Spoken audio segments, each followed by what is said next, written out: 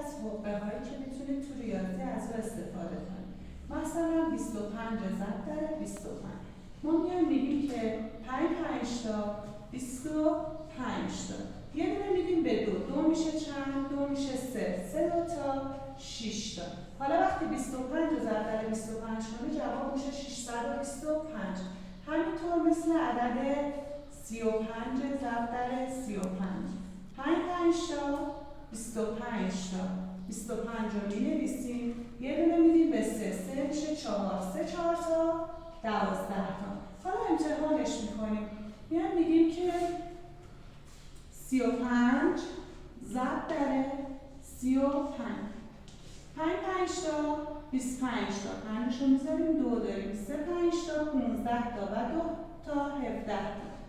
5 که تموم شد گرد میشه، قلمبه میشه میاد پایین، یه صفر میزنیم. 3 5 تا 15 تا 5 رو میذاریم 1 داریم 3 تا 9 تا و یکی 10 تا.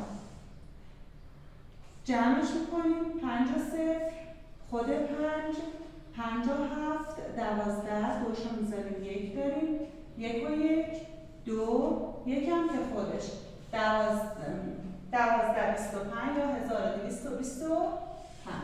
جفت جوابا یکیه و آخری که می‌نویسم 95 ضرب در 95. 5 تا 25 تا یکی میدیم به 9 همون میشه 10 تا 90 تا.